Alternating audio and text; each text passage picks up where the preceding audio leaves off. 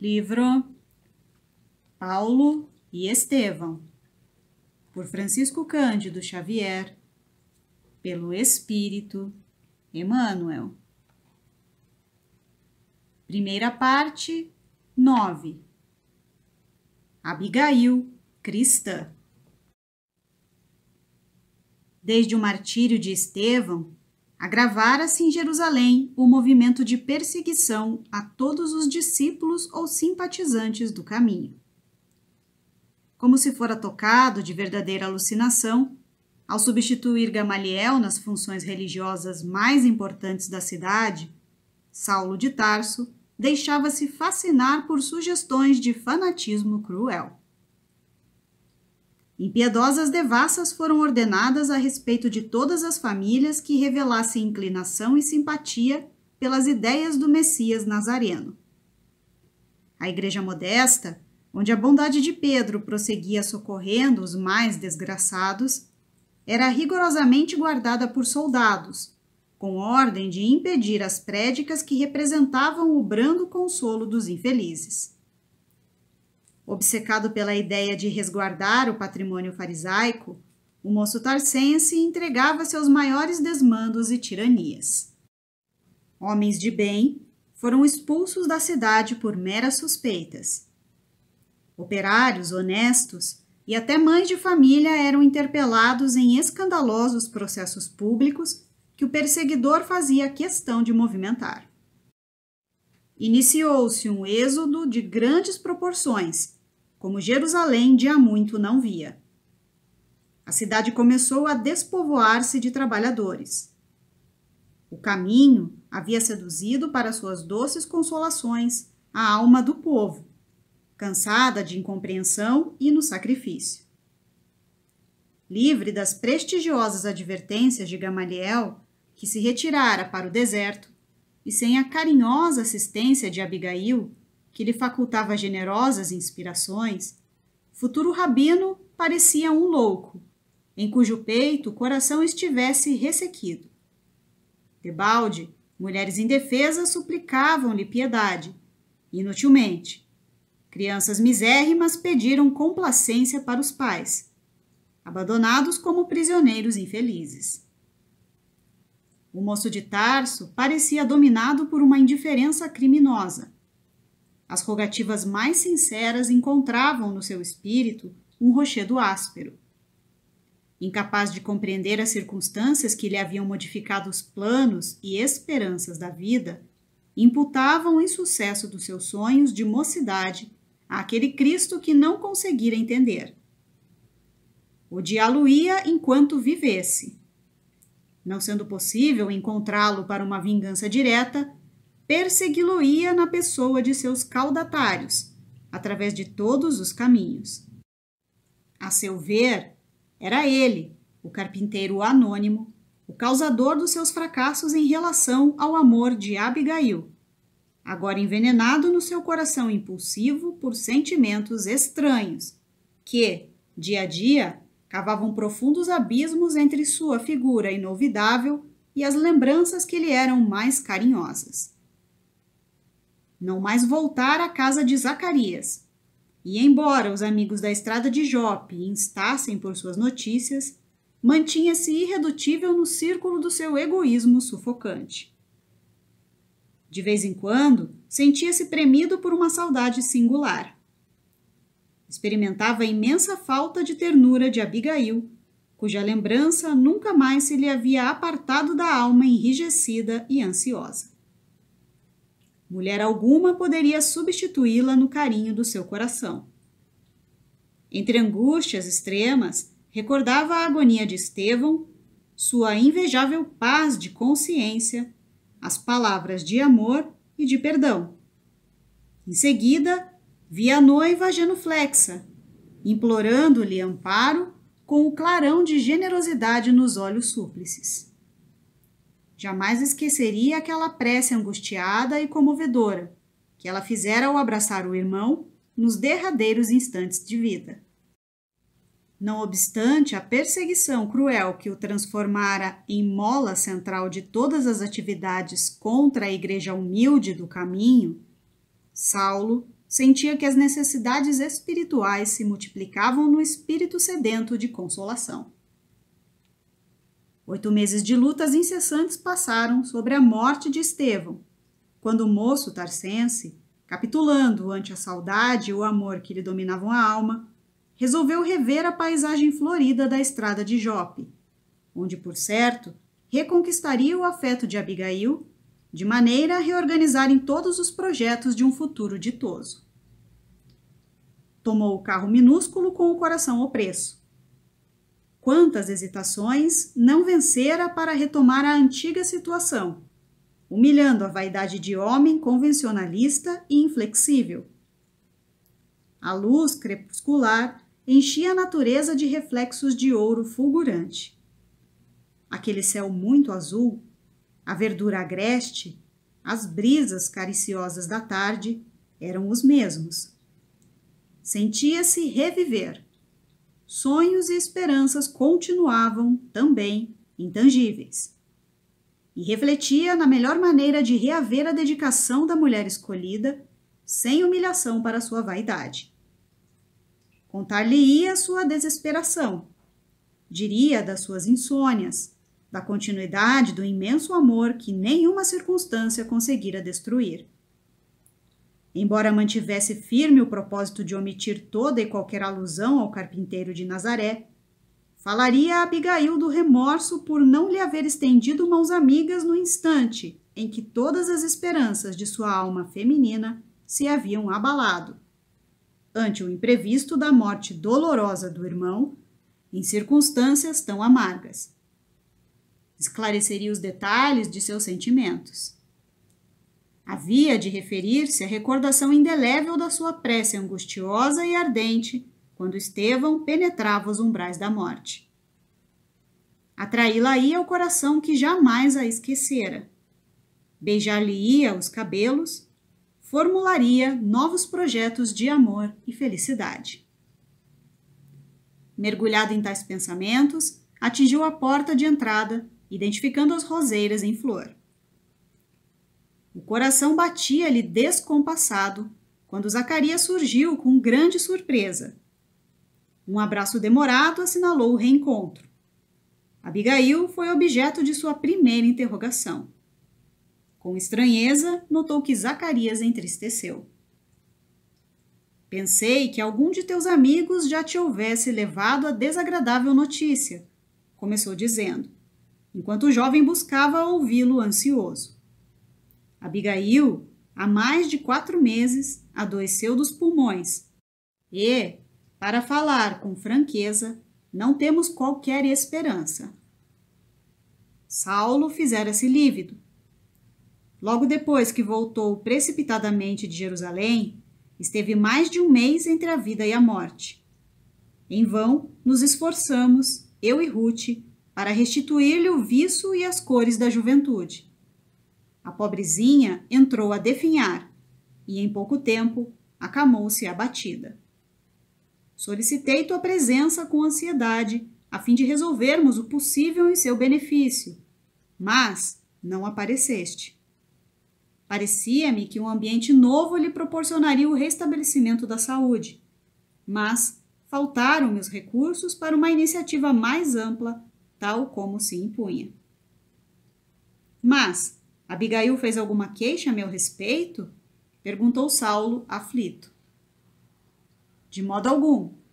Aliás, o regresso inesperado de Jerusalém, a enfermidade súbita e teu injustificável afastamento desta casa eram de molde a causar-nos dúvidas e receios.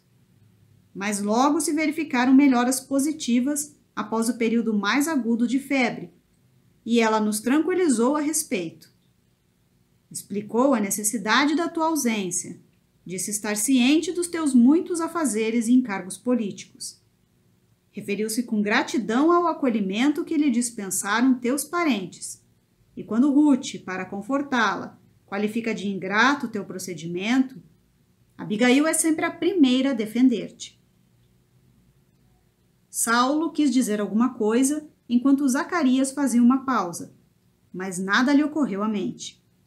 A emoção que lhe causava a nobreza espiritual da noiva amada paralisava-lhe as ideias. Apesar do seu esforço para tranquilizar-nos, continuava o marido de Ruth. Temos a impressão de que nossa filha adotiva se encontra dominada por desgostos profundos, que procura ocultar. Enquanto podia andar, visitava os pessegueiros, à mesma hora em que costumava fazê-lo contigo. A princípio, minha mulher surpreendeu-a chorando nas sombras da noite. Mas, em vão procuramos sondar a causa dos seus íntimos padecimentos. O único motivo que alegava era justamente o da enfermidade, que começava a minar-lhe o organismo.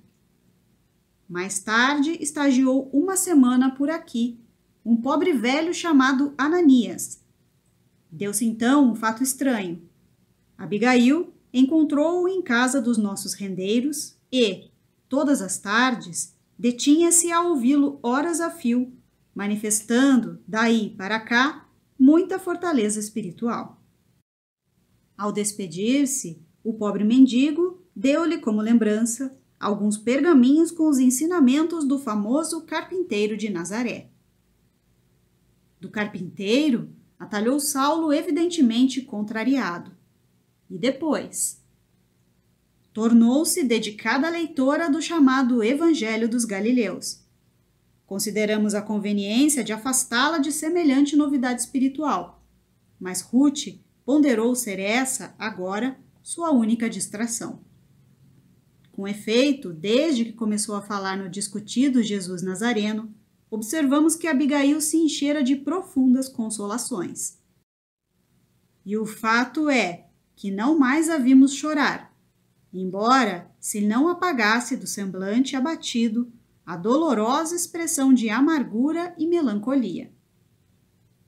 Sua conversação daí por diante parece haver adquirido inspirações diferentes.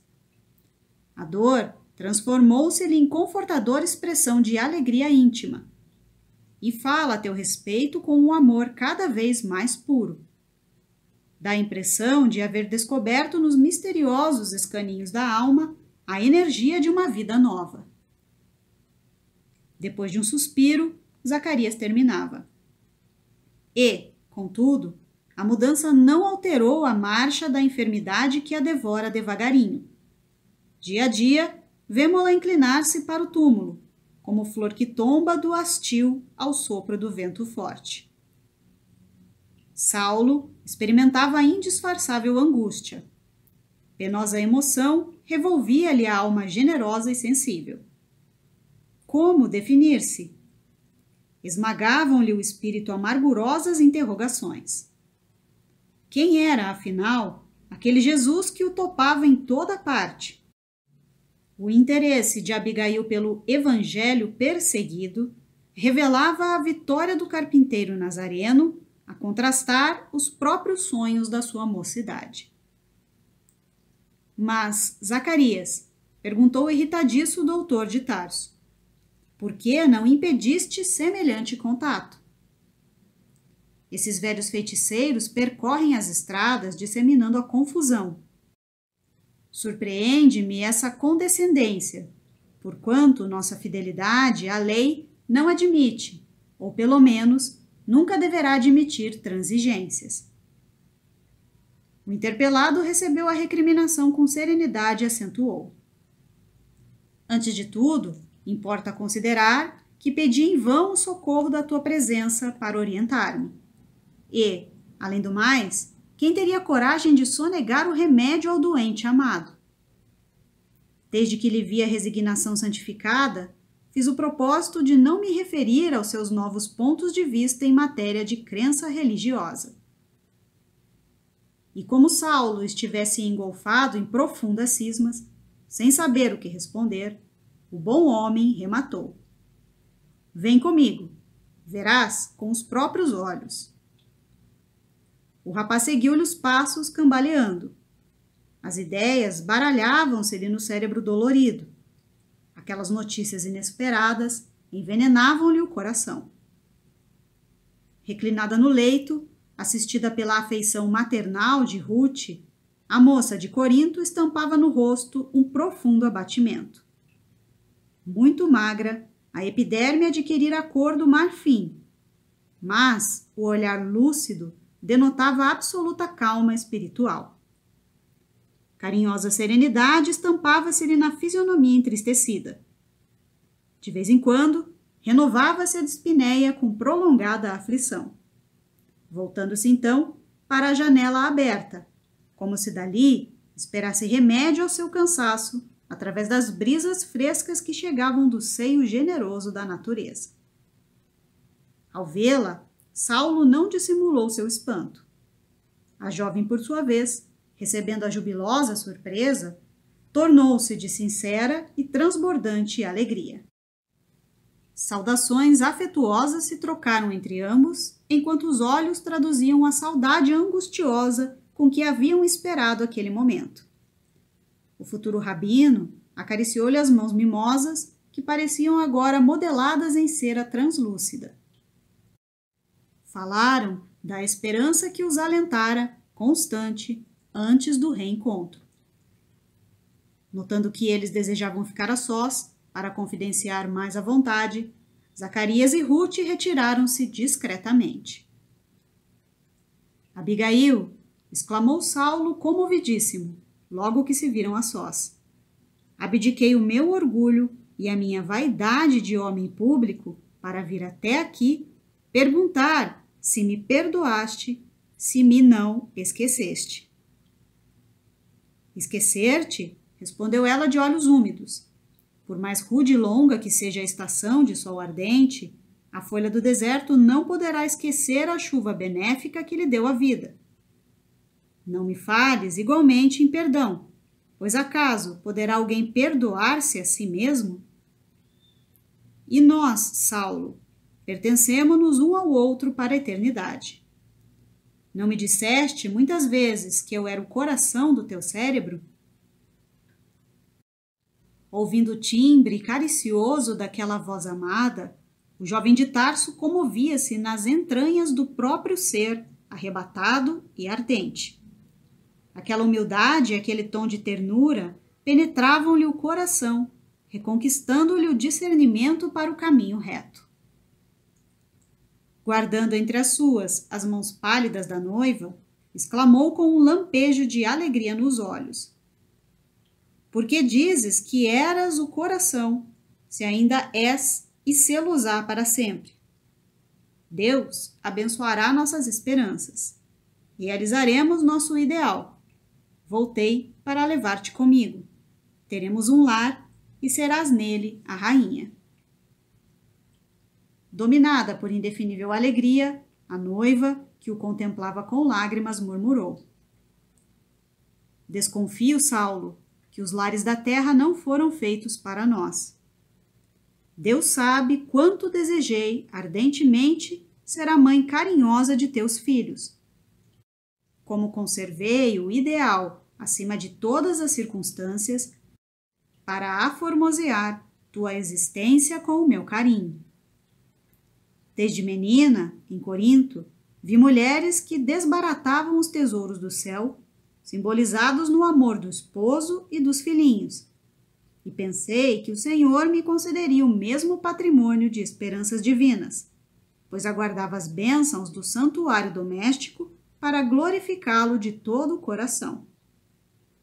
Para exaltá-lo, idealizei a vida do homem amado, que me auxiliaria a erguer o altar da prole. E, assim que me chegaste, organizei vastos planos de uma vida santa e venturosa, na qual pudéssemos honrar a Deus. Saulo escutava comovido. Nunca lhe observara tamanha largueza de raciocínio e lucidez naquele tom de ternura tranquila. Mas o céu, prosseguiu resignado, retirou-me as possibilidades de semelhante ventura na terra. Nos meus primeiros dias de solidão, visitava os lugares ermos como a procurar-te, requisitando o socorro do teu afeto. Os pessegueiros de nossa predileção pareciam dizer que nunca mais voltarias. A noite amiga aconselhava-me a esquecer. O luar, que me ensinaste a bem-querer, agravava as minhas recordações, e amortecia as minhas esperanças. Da peregrinação de cada noite, voltava com lágrima nos olhos, filhas do desespero do coração. Embalde, procurava tua palavra confortadora. Sentia-me profundamente só. Para lembrar e seguir tuas advertências, recordava que me chamaste a atenção a última vez que nos encontramos, para a amizade de Zacarias e de Ruth. É verdade que não tenho outros amigos mais fiéis e generosos que eles.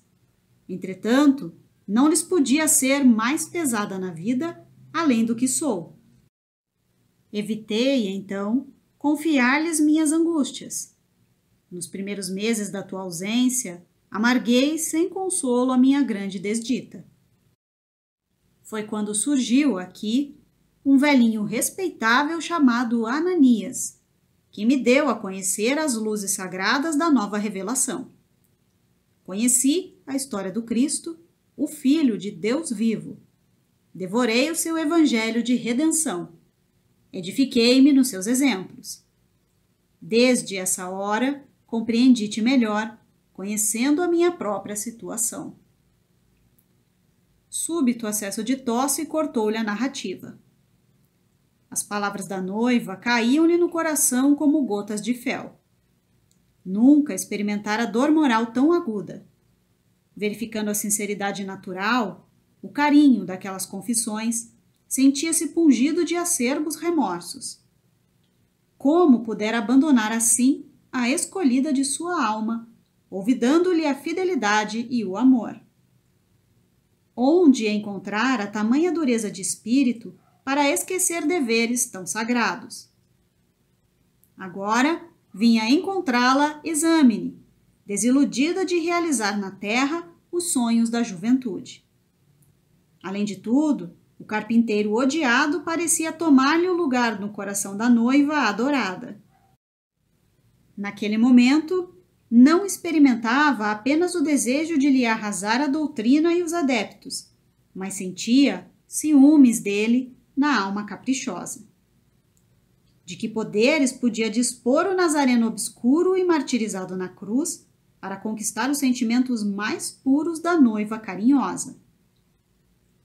Abigail disse comovido: abandona as ideias tristes que poderiam envenenar os sonhos de nossa mocidade. Não te entregues a ilusões. Renovemos nossas esperanças. Breve estarás restabelecida. Sei que me perdoaste a morte de teu irmão, e minha família te receberá em Tarso com júbilos sinceros. Seremos felizes, muito felizes. Seus olhos pareciam pairar numa região de sonhos deliciosos, procurando reavivar no coração amado os seus projetos de felicidade terrena. Ela, porém, misturando sorrisos e lágrimas, acrescentava: francamente, querido, eu também desejaria reviver, ser tua, entretecer teus sonhos de juventude, inventar estrelas para o céu da tua existência. Tudo isso constitui meu ideal de mulher. Ah, se eu pudesse, buscaria os teus parentes com amor, haveria de conquistá-los para o meu coração, ao preço de um grande afeto. Mas pressinto que os planos de Deus são diferentes no que concerne aos nossos destinos. Jesus chamou-me para a sua família espiritual. Ai de mim, exclamou Saulo, cortando-lhe a palavra. Em toda parte, topo expressões do carpinteiro de Nazaré. Que flagelo! Não repitas semelhante coisa. Deus não seria justo se te sequestrasse ao meu afeto. Quem poderia, então, como esse Cristo, interpor-se aos nossos votos? Mas Abigail fixou-o com um gesto súplice e falou: Saulo, de que nos valeria a desesperação? Não será melhor inclinarmo-nos com paciência aos sagrados desígnios? Não alimentemos dúvidas prejudiciais. Este leito é de meditação e de morte. O sangue várias vezes já me golfou prenunciando o fim. Mas nós cremos em Deus e sabemos que esse fim é apenas corporal. Nossa alma não morrerá. Amar-nos-emos eternamente. Não concordo, respondi a ele extremamente aflito. Essas presunções são fruto de ensinamentos absurdos, quais os desse fanático nazareno que morreu na cruz, entre a humilhação e a covardia. Nunca assim foste melancólica e desalentada. Somente os sortilégios galileus podiam convencer-te de tais absurdos funestos. Mas procura raciocinar por ti mesma. Que te deu o crucificado, senão a tristeza e a desolação? Enganas-te, Saulo. Não me sinto desanimada, embora convicta da impossibilidade de minha aventura terrena. Jesus não foi um mestre vulgar de sortilégios. Foi o Messias dispensador de consolação e vida. Sua influência renovou minhas forças, saturou-me de bom ânimo e verdadeira compreensão dos desígnios supremos.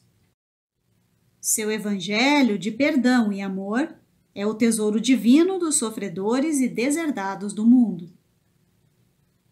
O jovem não conseguia dissimular a irritação que lhe vagava na alma. Sempre o mesmo refrão, disse confuso. Invariavelmente, a afirmativa de ter vindo para os infelizes, para os doentes e infortunados. Mas as tribos de Israel não se compõem apenas de criaturas dessa espécie. E os homens valorosos do povo escolhido? E as famílias de tradições respeitáveis? Estariam fora da influência do Salvador? Tenho lido os ensinamentos de Jesus, respondeu a moça com firmeza, e suponho compreender as tuas objeções. O Cristo, cumprindo a sagrada palavra dos profetas, revela-nos que a vida é um conjunto de nobres preocupações da alma, a fim de que marchemos para Deus pelos caminhos retos.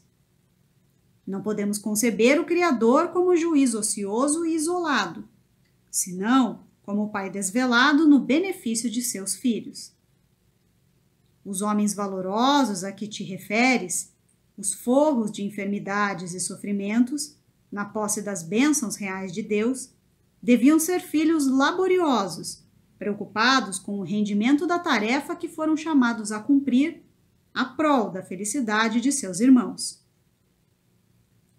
Mas, no mundo, temos contra nossas tendências superiores um inimigo que se instala em nosso próprio coração. O egoísmo ataca a saúde, o ciúme prejudica o mandato divino, como a ferrugem e a traça que inutilizam nossas vestes e instrumentos quando nos descuidamos. São poucos os que se recordam da proteção divina nos dias alegres da fartura, como raríssimos os que trabalham a revelia do aguilhão.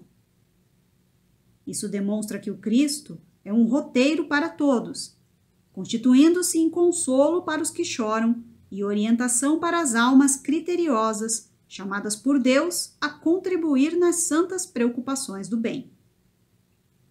Saulo estava impressionado com aquela clareza de raciocínio. Mas a conversação exigira da enferma maior esforço e consequente fadiga. A respiração tornara-se difícil, e não tardou que o sangue lhe borbotasse do peito em prolongada hemoptise. Aquele sofrimento, adornado de ternura e humildade, comovia e exasperava profundamente o noivo. Compreendeu que seria impiedoso atacar perante a noiva aquele Jesus que lhe cumpria perseguir até o fim. Não queria crer que a sua Abigail estivesse nas vésperas da morte. Preferia encarar o futuro com otimismo. Restabelecida, falaria voltar aos seus antigos pontos de vista. Não toleraria a intromissão do Cristo no santuário doméstico. No esforço introspectivo, entretanto, concluiu que precisava dar uma trégua aos seus pensamentos antagônicos para cogitar dos problemas essenciais da sua própria tranquilidade. A jovem enferma, após a crise que durara minutos longos e tristes, tinha os olhos serenos e lúcidos. Contemplando-a naquela doce atitude de suprema resignação, Saulo de Tarso experimentou enternecedoras comoções íntimas. Seu temperamento arrebatado entregava-se facilmente às impressões extremadas. Aproximando-se mais da noiva amada, tinha os olhos úmidos. Desejou acariciá-la como se o fizesse a uma criança. Abigail murmurou ternamente: não falemos mais de ideias religiosas. Perdoa-me. Recordemos nosso porvir de flores e esqueçamos tudo para consolidar as melhores esperanças. E as palavras lhe borbulhavam ardentes de emoção. O carinho que evidenciavam era sintoma do arrependimento e das aspirações nobres e sinceras que lhe trabalhavam, agora, no espírito angustiado. Entretanto, como se fora presa de singular abatimento depois do esforço despendido, a jovem de Corinto estava lânguida, receando prosseguir no colóquio em virtude dos acessos de tosse que a ameaçavam frequentemente. O noivo, preocupado, compreendeu a situação e, apertando-lhe as mãos transparentes, beijou-as enternecido. Precisas repousar, disse com inflexão carinhosa. Não te preocupes por minha causa. Dar-te-ei de minhas próprias forças. Breve estarás restabelecida. E, depois de envolvê-la num olhar cheio de gratidão e infinita ternura, rematava: voltarei a ver-te todas as noites que possa afastar-me de Jerusalém, e logo que puderes voltaremos a ver o luar lá no jardim, para que a natureza abençoe os nossos sonhos sobre as vistas de Deus. Sim, Saulo, disse pausadamente, Jesus nos concederá o melhor. De qualquer modo, no entanto, estarás no meu coração sempre, sempre. O doutor da lei ia despedir-se, mas refletiu que a noiva nada lhe dissera com referência ao irmão. A generosidade daquele silêncio impressionava-o. Preferia ser acusado, discutir o feito com as suas penosas circunstâncias, para que também se justificasse. Mas, em vez de reprimendas, encontrava carícias. Em vez de exprobações, uma tranquilidade generosa, com que a meiga jovem sabia ocultar as profundas feridas que lhe iam na alma. Abigail exclamou algo hesitante. Antes de partir, quisera saber francamente se me desculpaste pela morte de Estevão. Nunca mais pude falar-te das contingências que me levaram a tão triste desfecho. No entanto, estou convicto de que tua bondade olvidou a minha falta. E por que te recordas disso? Respondeu-lhe, esforçando-se por manter a voz firme e clara. Minha alma está agora tranquila. Gesiel está com o Cristo e morreu legando-lhe um pensamento amistoso. Que poderia eu reclamar de minha parte, se Deus tem sido tão misericordioso para comigo?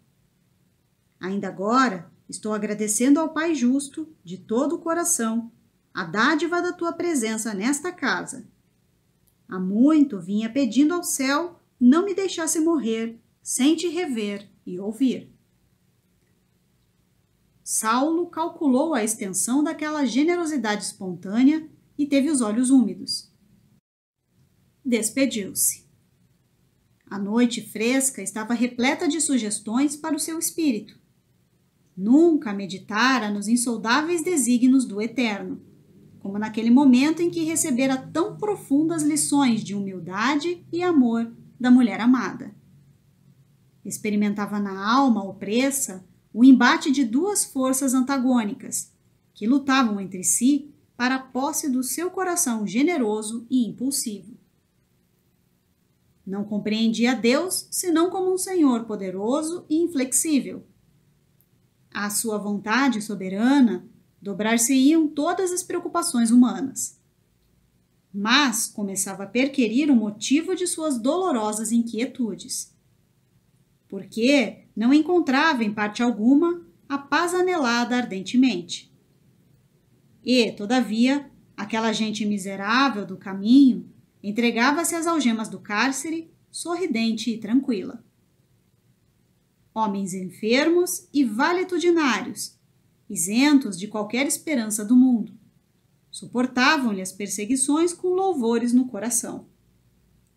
O próprio Estevão, cuja morte lhe servira de exemplo inesquecível, abençoara-o pelos sofrimentos recebidos por amor ao carpinteiro de Nazaré. Aquelas criaturas desamparadas gozavam de uma tranquilidade que ele desconhecia. O quadro da noiva doente não lhe saía dos olhos. Abigail era sensível e afetuosa, mas lembrava sua ansiedade feminina, a intensidade de suas preocupações de mulher, quando, eventualmente, não conseguia comparecer com pontualidade no adorável recanto da estrada de Jope. Aquele Jesus desconhecido proporcionara-lhe forças ao coração. Se era inconteste que a enfermidade lhe extinguia a vida aos poucos, também evidente era o rejuvenescimento das suas energias espirituais. A noiva falara-lhe como que tocada de novas inspirações. Aqueles olhos pareciam contemplar interiormente a paisagem de outros mundos. Essas reflexões não lhe deram ensejo à admiração da natureza. Reentrando em Jerusalém, guardou a impressão de que se despertava de um sonho. À sua frente desenhavam-se as linhas majestosas do grande santuário. O orgulho de raça falava-lhe mais forte ao espírito. Era impossível conferir superioridade aos homens do caminho. Bastou a visão do templo para que encontrasse em si mesmo os esclarecimentos que desejava. A seu ver, a serenidade dos discípulos do Cristo provinha, naturalmente, da ignorância que lhes era apanágio. Geralmente, os que se afeiçoavam aos galileus eram apenas criaturas que o mundo desclassificara pela decadência física, pela educação falha, pelo supremo abandono. O homem de responsabilidade, por certo, não poderia encontrar a paz a preço tão vil. Figurava-se-lhe haver resolvido o problema. Continuaria a luta. Contava com o breve restabelecimento da noiva. Logo que possível, desposaria Abigail e, com facilidade, dissuadi-la-ia dos fantasiosos quão perigosos engodos daquele ensinamento condenado. Do âmbito do seu lar, feliz, prosseguiria na perseguição de quantos esquecessem a lei, trocando-a por outros princípios. Esses raciocínios lhe acalmaram, de certo modo, as inquietações. Mas, no dia seguinte, manhã alta, o mensageiro de Zacarias golpeava-lhe a alma com uma notícia grave. Abigail piorava, estava agonizante. Incontinente, tomou o caminho de Jope, ansioso de arrebatar a bem-amada ao perigo iminente. Ruth e o marido estavam desolados. Desde a madrugada, a enferma caíra em penosa prostração. Os vômitos de sangue sucediam-se ininterruptos. Dir-se-ia que só esperava a visita do noivo para morrer. Saulo escutou-os, lívido como cera. Mudo, dirigiu-se para o quarto, onde o ar fresco penetrava embalsamado, trazendo a mensagem das flores do pomar e do jardim, que pareciam enviar, despedidas, as mãos delicadas e carinhosas que lhe haviam dado a vida. Abigail recebeu-o com um raio de infinita alegria nos olhos translúcidos. O tom de marfim do semblante abatido acentuara-se rapidamente.